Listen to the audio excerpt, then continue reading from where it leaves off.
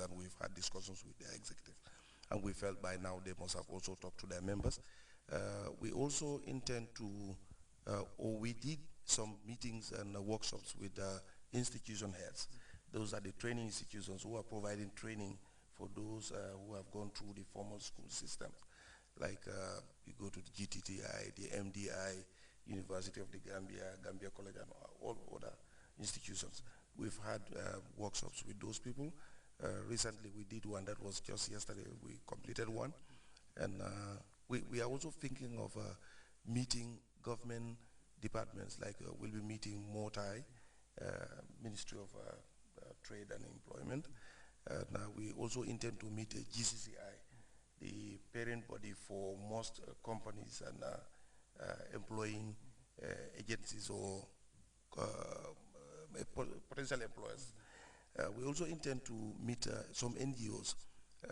We also intend to meet some organizations, private organizations that will also employ people to enlighten them about the project and what disabled people can do. We've got some information on those activities that disabled people can do, definitely, that we feel maybe employers don't know of what potentials.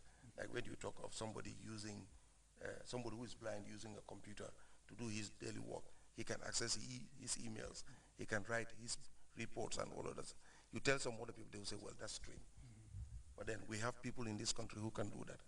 We have physically disabled people who can go to work, do secretarial jobs, who can do administrative work, who can do management jobs. You go to GBOS, you have people who are there. You go to Social Security, people who are there. So if those people are there and they can do it, we know we have a lot more people out there who can do it. So we will be meeting people, be it the masses, like we are doing this today, the television program to talk to the Gambian people, and radio programs to talk to the Gambian people, the disabled community, and the so-called able community. And we will inform everybody about the project, what the project can do, and hopefully we will also be opening the service center very soon, and then we will allow people to come in to talk to us, and we will talk to them some more. Thank you. Teres, how has been the response of those that you have already met? The response was very positive because we had a fantastic workshop just yesterday, and you can see that people are actually not really unaware of the situations. They are actually aware of it, and they have the interest at heart because the turnouts were very good and it was very, very great, and the participation was very, very interesting. And you realize that people really know that this is a problem. But what do? Do we just sit back and watch? So I would just like to add a little bit in terms of the problems we are likely to face. The challenges are big. There's so many challenges ahead of us. But the two things that I really would like to mention, one is attitudinal change and barriers. Two is access to facilities. Are these people accessing facilities? A lot of the times, or in most situations, they're not. You go to buildings, there are no ramps. The visually impaired cannot read the newspaper. People that are hard of hearing are having problems even listening to the news. So those are very important things that just not within the lower level, but at the higher cadre that people need to consider. And they have to be accessible, either the bank or the institutions training, or the schools, or whatever it is. Because look at most of the institutions that are training now, they're up high in the sky. They're all in story buildings. How can they access it? You're actually saying, don't come. We can't cater for you with your wheelchair. There is no lift, there's nothing. Attitudinal barrier is one of the main problems that we have in this country. How do we see the person with a disability? Is he a liability, or is he just fit to be on the street to beg? We have to change the way we see them. We have to develop mechanisms that will allow them to train and absorb them. If the person is in a wheelchair and want to be employed, whatever institution it is, they should be able to have the provisions to allow the person to function. He has an impairment, but you are making it more difficult by handicapping that person, because in that situation, you are now giving the person the actual documents or materials needed to work. So you're creating two issues here. He's impaired by one particular problem, and then you're handicapping the person because you're not allowing him to work by giving him the materials needed.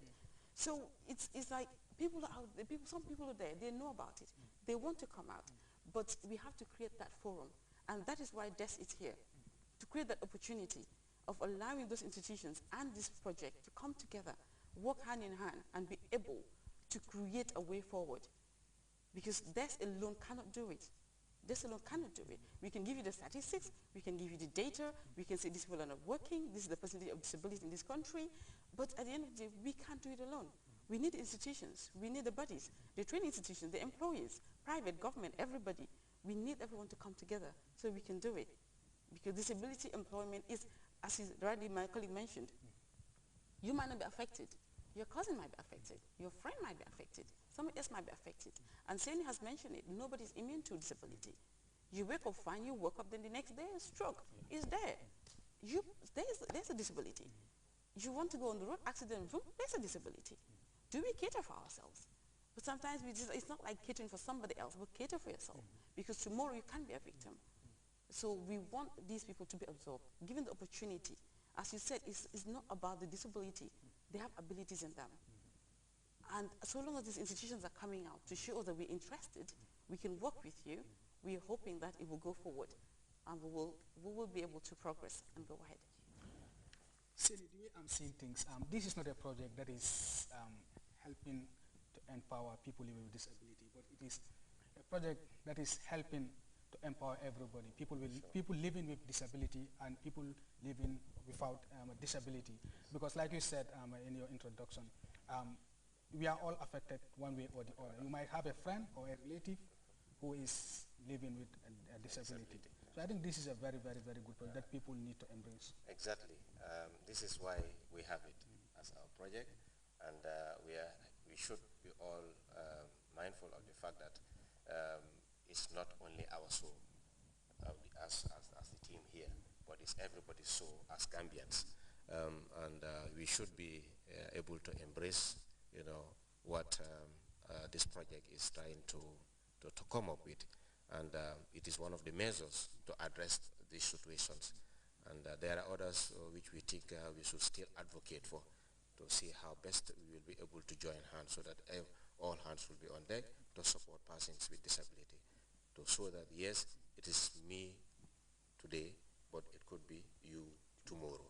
So this, I must emphasize to say, we need to open up, change our attitudes and accommodate them, and make sure we create the environment, possible to see how best we will also be able to develop and function, at the maximum level. Thank you very much. Mr. Idrissa, we're running out of time. Can you just try to sum up things before we go?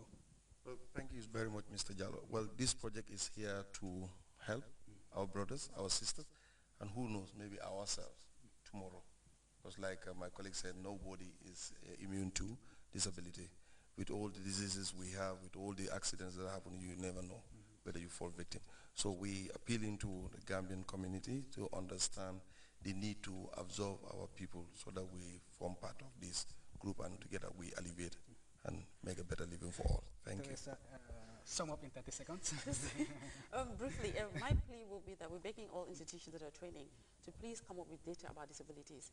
Let them help us so that we can get this data about disabilities. In order to be able to help those people to go into employment, we want to know what they study.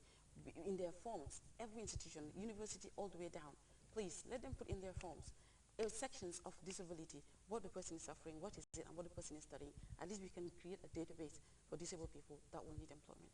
Well, thank you very much. It has been a very, very interactive discussion. But this is not the end. We're doing the curtains here for today, but these guys, two gentlemen and a lady, will be back here on another day to continue sensitizing the general public on this important project, that is Disability Employment Services. We have definitely heard what they have said here, and definitely this is a project that needs to be embraced, and they need the support of the general public to make sure that this project becomes a success project and they realize their targets, their mission, and their visions. Well, until then, I am Maurice Diallo saying bye-bye, and do have a pleasant good evening. Thank you.